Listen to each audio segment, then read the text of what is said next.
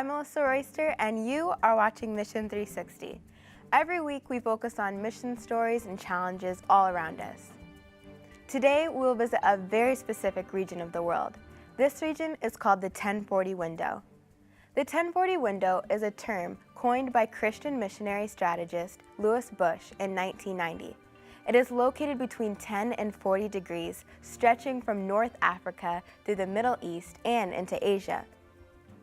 Roughly 2/3 of the world population lives in the 1040 window. People in this region are mainly Hindu, Buddhist, Muslim animist, Jewish, or atheist. The 1040 window has people who are extremely rich or very poor. It has the least access to the Christian message and resources on the planet. Some governments here in the 1040 window are formally or informally opposed to Christian work of any kind within their borders.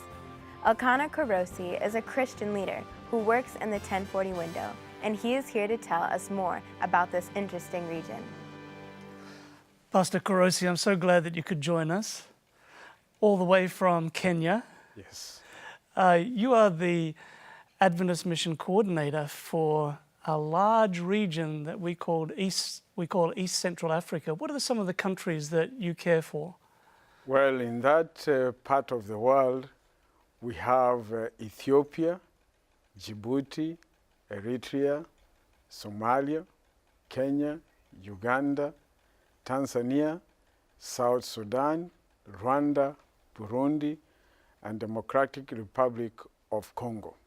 That's a lot of territory and a lot of people. Yes, it's quite a large area. Do you have any idea how many people live in that territory? There are almost over 270 million people in that territory. And some of these places are not easy to get to. I mean, you have to travel to some challenging areas, right? It is true, because some of these areas, they are facing challenges of infrastructures, and therefore reaching some of those regions, it requires a lot of determination and courage. Yes. You know, I remember visiting the city of Kinshasa. Yes. And just being overwhelmed with the sheer volume of people in that city. Yeah, that city alone has got over 10 million people. Amazing. And it is literally overpopulated. And there is a lot of challenges in that city, especially when you see that the country had faced some internal conflicts which has been going on for a period of time. Long time. And it has affected the work in that area for a long period of time. Now, you say around 10 million people in Kinshasa. I think most of them were walking on the road when I was there, just teeming. Beautiful, precious people. And you see the children, you know, you look at groups of people like that and you say, Lord, we want the love of Jesus to just envelop this city. And I know that you have a lot of work happening in Kinshasa. In fact, last month, we decided with a team from the division office to have an evangelistic campaign in the city of Kinshasa. Currently, we are having almost 8,000 Seventh-day Adventists in that region. And you can imagine, with a population of over 10 million, it's an overwhelming experience. Oh, yes. But last month, we did an evangelistic campaign in 14 sites in that city. And one of the cities where I was preaching, we had 41 souls which were won to Christ in those 2 weeks of evangelistic campaign. Wonderful. And naturally, when you look at that city, you can see there are people in need of education, medical care, and other facilities which can make their livelihood much more better. Yeah. Now, I know too that in Kinshasa we have had some global mission pioneers working, starting new congregations. Are there still pioneers working there? Yes, we do have them in the city of Kinshasa and even in the outskirts of the city. Yeah. And most of the facilities we have there, they are not really that good, but we are trying to make sure that we are penetrating in the areas where literally there is little presence of the Seventh-day Adventist people in that region. Wonderful. Now, we're talking on this program about the 1040 window, and I know that in your territories, the 1040 window passes through there, and you have some areas where we virtually have no Adventists or just a handful of Adventists. Now, when we're reaching out to our brothers and sisters of a different religious tradition, what sort of things can we do in friendship and to build those bridges? I know that we have medical work, for example. Can you tell us something about that? You know, that region, as fast as it is, I think it's a high time we revisit that region. Yeah. Because when you look at the activities which we have been doing, we find that naturally it is like a neglected area. Right. Because the 1040 window, when it was founded, naturally you find that our territory almost does not come in that 1040 window area. But you see, when you look at that territory, we can also say that it will be necessary to include our division in the 1040 window. Mm-hmm. Because when you go like into the country of Ethiopia, almost 35% of that section in the eastern region of the country, and even to the south, you find that there is a very little presence of the Adventist. And Ethiopia is having almost over 91 million people. Wow. And most of those people, they live in the rural areas. Mm. And when you look at our medical work, I think it's a high time we start coming up with strategies of entering into those areas in order to help. Because when you look at the methods that indeed Christ did use in his days, they were very, very important. Yeah. He met the needs of the people. And I think this one aspect of the gospel we need to be concerned about. How do we touch the people who are in those conditions, who are in challenges? Like now when you look at diseases and the ravages of diseases in some of this part of the countries, you find medical work is necessary. Yeah. It means naturally putting more of our resources in those areas. And you can imagine that like now when you go to Ethiopia, we have a hospital in Gimbi, but it is situated towards the eastern side. Right. So we need the western side of the country. Right. But when you look at the other side of the country, hardly do we have any medical work in those regions. Pastor Kurosi, thank you so much for sharing some of the challenges that you're facing and the opportunities in your territories. Appreciate you talking with us. Thank you so much. Let's watch a story of a missionary doctor who lives in the 1040 window. He works at a hospital in Thailand. Dr. Nic Walters is touching the lives of young people and sharing his love of Jesus. But first, he had to overcome the language barrier and pass his medical exams in Thai.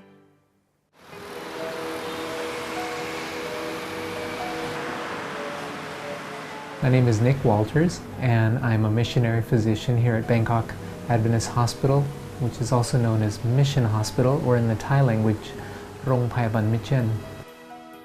I've been a missionary this is my 20th year of mission service. To work here in Thailand, I needed to get a medical license because I'm working here as a medical doctor. The medical exams in Thailand are in the Thai language.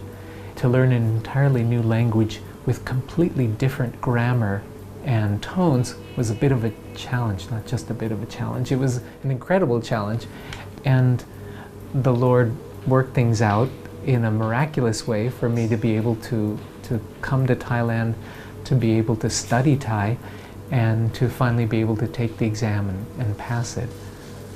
เป็นไข้หวัดใหญ่เป็นยังไงบ้างครับ รู้สึกปวด หัวเวียนหัว เวียนหัวด้วย To put enough effort into learning an entirely new language and to take an exam, a medical examination in a written language that doesn't use English characters is a big risk because I could have ended up wasting 2 years of my life doing this. So part of it was the struggle with wanting to know what God's will was for me. To trust that God would somehow work this crazy thing that I was doing, somehow work it out so that way it would be to glorify His name. And it turned out very positive for me, and it definitely glorifies His name because I was able to pass the boards in the Thai language. If you'd ever seen me in my Spanish class in high school, you might have wondered, how is this ever possible for Nic Walters to do this? But anyway, the Lord did work it out. But many people think of Thailand, oh, that's a tourist destination. How come when you went there as a missionary? Isn't that like paradise? Go there first. Well, there are some challenges, but ways that I've been able to help at the hospital here, because I have a personal feeling that Jesus' example of healing people physically, mentally, and spiritually is very important. And I can tell you, living and working in a busy country, especially a busy city, a capital city of Bangkok, Thailand, there's a lot of stress here. There are a lot of people who suffer physical illness because of mental and spiritual problems as well. And so because of that, I try very hard to help with their healing, not just the physical healing, but the mental and spiritual, by bringing those aspects into their life that they may not have even known they had a problem with, and to show them that there are solutions for their problems. In fact, this has been one of the most fascinating things that I've been able to do. My Thai patients will come to me, and when I say with them, you know, I think that we need to pray together because I think you'll feel better after we pray together. They say, yes, I have never had anyone refuse. And that's been a wonderful experience working here in Thailand, is people willing to and more than happy to hear about this God that loves them.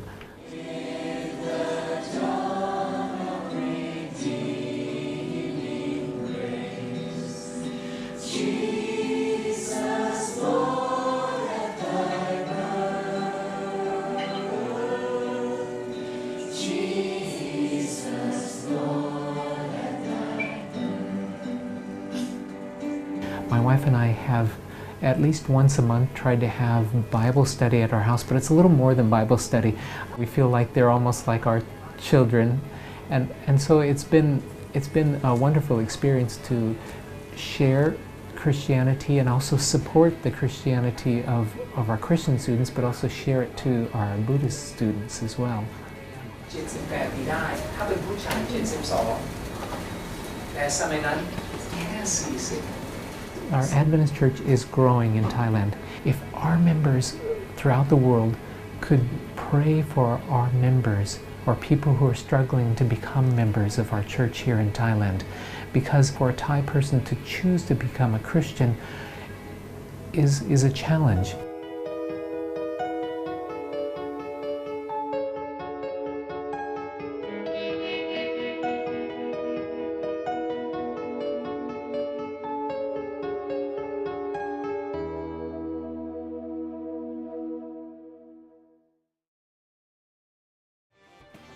Are you enjoying our visit to the 1040 window? Well, don't go away. Mission 360 will be back after this break.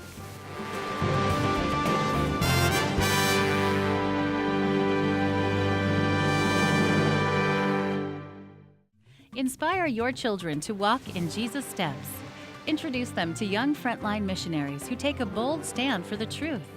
Your little ones will learn from the true stories of children like them. They'll encounter real challenges and creative solutions to reaching friends for the kingdom.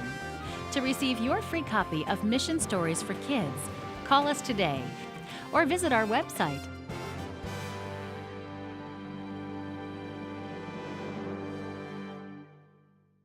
Welcome back. Today we are talking about the 1040 window and the amazing mixture of people who live in this region of the world. The 1040 window is located between 10 and 40 degrees north of the equator. If you start at the Saharan Desert and move to Eastern Asia, you will find roughly 2/3 of the world's population. To explore more of this region, we invited Pastor Mohan Roy from the country of India. Pastor Roy, welcome to our program. It's good to see you again. Thank you very much. It is my pleasure to be with you. Now, we're talking about the 1040 window, and this region, it stretches right through the territory where you're working. Describe for us the Southern Asia region where you're working. The Southern Asia division comprises of Nepal, Bhutan, India, and Maldives Island. Much of the work is in South India, but we have little Adventist presence in Northern India. You know, I'm guessing that you'd have at least 1.5 billion people in your territory, at least 1.5 billion. Of those 1.5 billion, how many would be Christian? What percentage? It is only 5% at present. And of that, Adventists would be?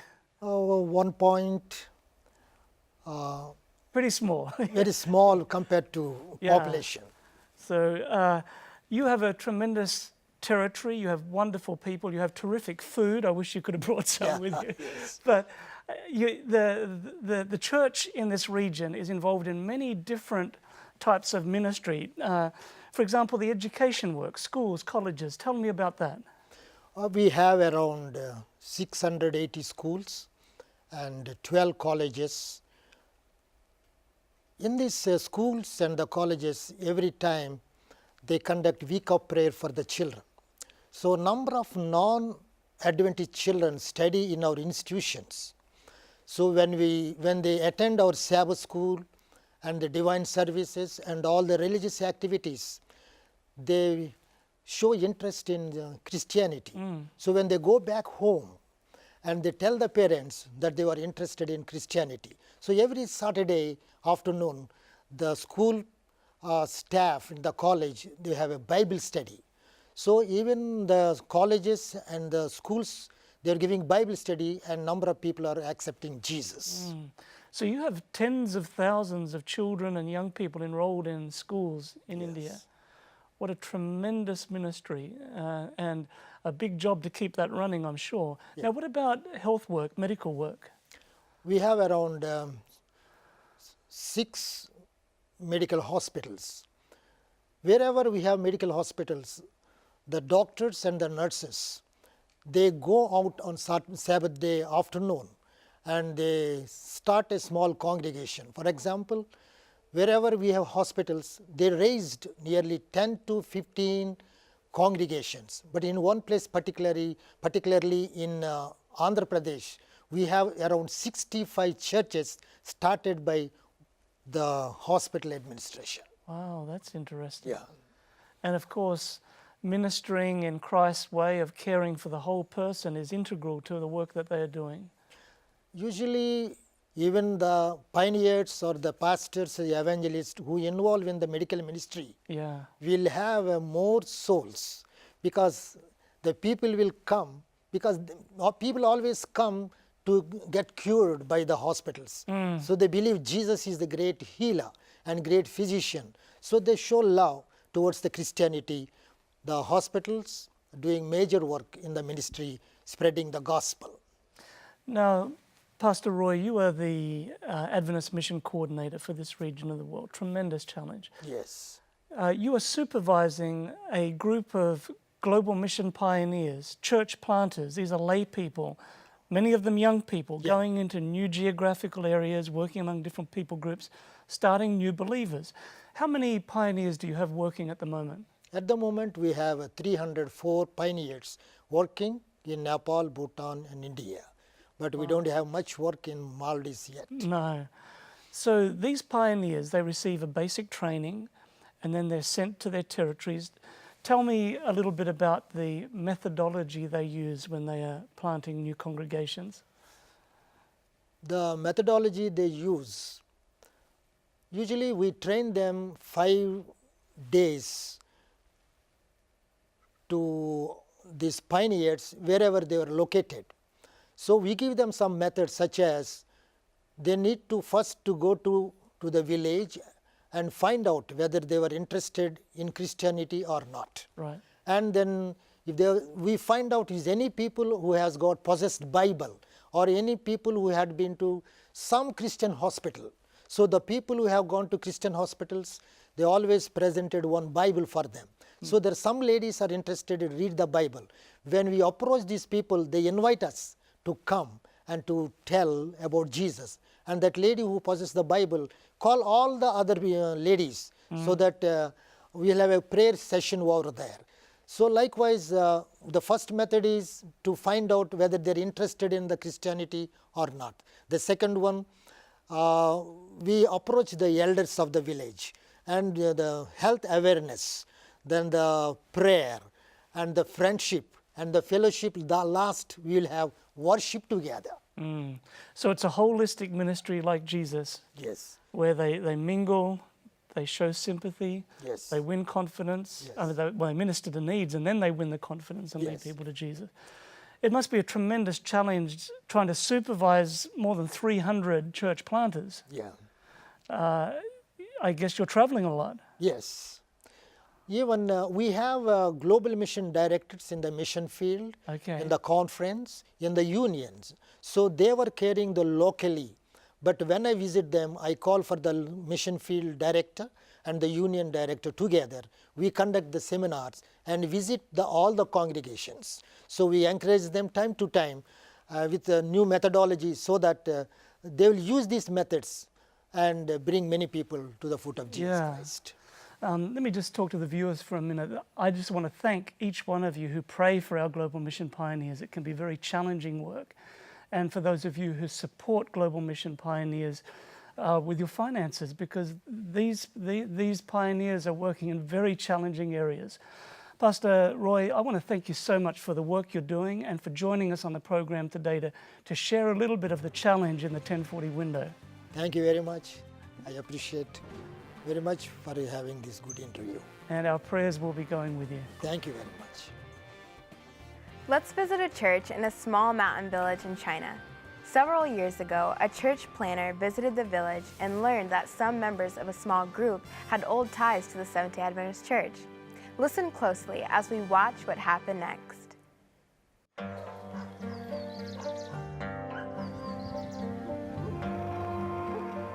It's Sabbath morning on this mountaintop in China. Above the simple village home stands a church. Every week, members of this village gather to study and worship God. Several years ago, an Adventist member started visiting the mountain tribal groups, and he made the long trek up this mountain. He found this village and a small group of people who believed in Jesus and worshiped on Saturday, only they didn't have a church building like this. The man kept coming back and meeting with the people. Together they built this church by hauling the materials up the mountain in baskets on their backs, a 40-minute hike. Years ago, there was an Adventist family in this village. This man's grandfather was studying to become a worker for God at China Training Institute back in 1940. Those were turbulent times and the school closed. But through the years, a small group of believers remained faithful until one day a visitor found this lost tribe and reignited the ember of faith in this village. Today, 1/3 of the people in the village are Adventists. Every Sabbath they gather to sing, pray, and worship God in their church. The children especially love it when they share a meal after church. Thank you for joining us on our visit to this not-so-lost tribe and meeting the lovely people who live and work in this village. And thank you for your prayers and support of mission work around the world.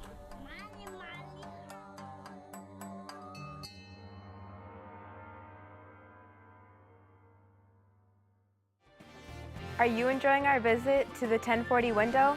Well, don't go away. Mission 360 will be back after this break.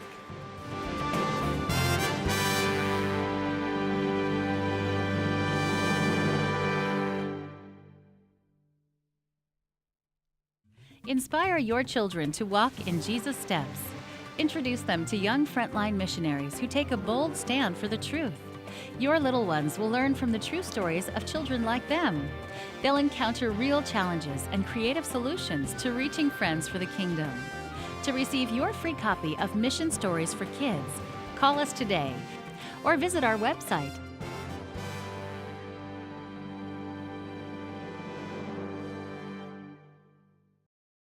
On today's program, we're talking about the 1040 window. Billions of people through a vast territory. And I like to think that these people have a very special place in God's heart. They're very, very precious to Him. When we look at the Old Testament, we see how God called a special people. And He called them not to be a special people. He called them to be missionaries. He wanted them to go to the 1040 window of that time, to reach out to them, to tell them about God's love. So often they didn't do what God had asked, and the Old Testament prophets continually reminded those people of what their mission was called to be. I like this passage in the book of Romans where the Apostle Paul quotes from the prophet Hosea, and he says, "I will call them my people who are not my people, and I will call her my loved one who is not my loved one. And it will happen that in the very place where it was said to them, 'You are not my people,' they will be called sons of the living God." What a wonderful picture, where people aren't called God's people. They will, with God's grace, become called His people. And there's a lovely passage also in the book of Ephesians where Paul writes about alienation. He talks about people who are separate from God, but how Jesus brings them from far away and brings them near. What a beautiful picture of what our mission is. I want to thank you so much for joining us today on Mission 360. What a privilege it is to talk about the mission that's happening around the world. If you want to find out more about Adventist mission, about church planting, about the full range of mission, visit our website at adventistmission.org. I hope you're challenged. I hope you're inspired by today's program. And I hope you can join us next time right here on Mission 360.